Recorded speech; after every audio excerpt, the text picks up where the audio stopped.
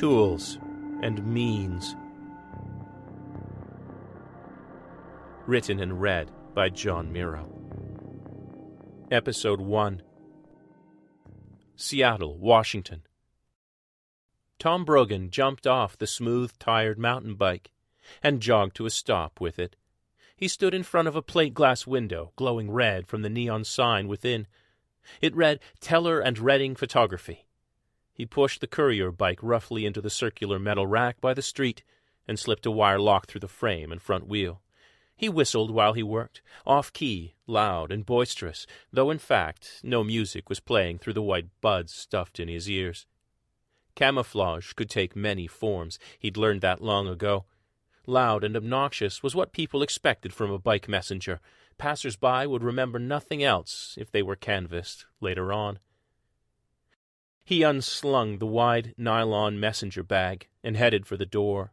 People steered out of his way as he bowled through the end-of-day foot traffic on this downtown Seattle street, averting their eyes like trained city dwellers did, seeing only what he wanted them to see, another stereotypically rude bike messenger, until the door to the camera shop closed behind him. Tom left the glasses and helmet on, despite the lower light inside the building, and walked towards the counter where the burly man sat, scratching at his beard and staring at a picture on the large monitor beside him. "Are you Dale Redding?" he asked. The taller man nodded. "The Dale Redding, that's me. What can I do for you? Wedding, portrait, or—" Redding looked up finally, and his eyes glazed over. "Oh," he said, his voice flat, having judged Tom to not be a client. His eyes drifted back to his monitor. "What do you got for me?" Tom dropped the messenger bag on the counter in front of Redding, who jumped, startled. "Hey, easy, meathead," he snarled. "It's a glass top." Tom ignored the man and walked around the counter. "Look, asshole, you got a package for me or—" Redding's voice cut off as Tom pulled an aluminum tripod off the back wall. He opened his mouth again, his face indicating more ugly words would follow, but he didn't have time before Tom swung, and the tripod shattered his jaw. He spun around, bounced off the glass display case, and it did crack under the impact this time. The big man landed hard on the floor behind the counter. His ruined mouth made unintelligible sounds, and his hands came up, pleading, as Tom casually extended each of the legs of the heavy tripod. "Really? Begging? Did Lewis beg when you killed him?" Lewis Teller, 2 years deceased, and 1 year ago recovered half-eaten by the local wildlife on the Idaho side of a patch of forest. A murder victim found on the opposite side of a state line from where he disappeared put the hunt for his murderer on the FBI caseload. That was years ago. The lead agent, Eldon Boudreau, generated quite a lot of information, but his superiors deemed it not enough to go after Redding in court. All the same, all that information was enough for Tom to make Dale one of his special cases. Lewis had been bludgeoned to death in a close approximation of what Tom was about to do to his partner. It was important to Tom that he made the punishment fit the crime. That's what this was all about. Balance. No matter what other needs it might feed within him. "Or maybe," Tom went on, "did you kill him because he didn't listen to your begging when he threatened to turn you in for robbing him blind?" Dale had frozen mid-moan on the ground and stared up at Tom with the strangest look on his face. Tom wondered if the look was guilt. He wondered if, had he not shattered the man's jaw with his first swing, Dale might have confessed right then. Not that it mattered. He shrugged and brought the tripod down again, and again, and again, crushing Redding's skull. And again, until the face was unrecognizable, and again, until black ichor leaked onto the floor. With the legs of the tripod fully extended, the blood spatters didn't reach Tom, and each swing felt good. He began to hum. Too soon, though, he felt his face twist, felt the fire inside bubble close to the surface, and that wouldn't do. Tom Brogan always kept control, and he knew it was time to stop. As he got his breath back, the meat and blood of Dale's face shifted like soup boiling on a stove, and a new face peeked through the gore. Tom jumped back, away from the vision. The same coarse stubble on a ruddy face, the same red hair plastered to the sides by blood, the same deep brown, almost black eyes hidden by a sweat-stained, ever-present black baseball cap. The same cruel smile stretching the lips. Bob's face. "Keep going, sport," the spectre rasped. "Feels so good when you get the swing right, and you are just getting the hang." Tom froze, staring down at Bob's taunting grin. With his blood up, it took so much effort not to listen, not to give in and enjoy the violence. It took several heartbeats more before he could make himself drop the tripod stand. Then a few more before he could turn and collect the 3 highest-priced cameras from the shelf behind Dale's corpse and stuff them into his bag, as planned. He emptied the till into the bag as well before he crossed back to the door, reached up to shut off the neon sign, and quietly let himself out again. People made room for the courier on the busy sidewalk without once looking in his direction. Tom unlocked the bicycle, swung an unsteady leg over, and roughly powered the bike over the curb and around a parked car, conjuring horns and brakes into multiple-part cacophony in his wake. He waved the standard finger and tossed a manufactured grin over his shoulder. A block later, the shock hit him, like it always did. He drove carefully to the spot he'd picked to leave the bike, in front of a Starbucks he'd scouted out the day before. He dismounted with trembling legs now, leaned the bike against a skinny tree, and wrapped its cable around the frame.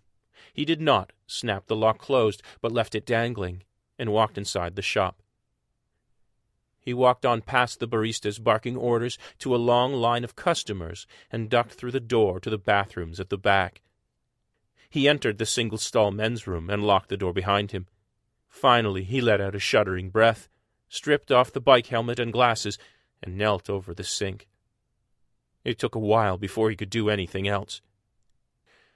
With trembling fingers, he slapped the taps on and splashed cold water on his face. After a while, he straightened up and watched his reflection.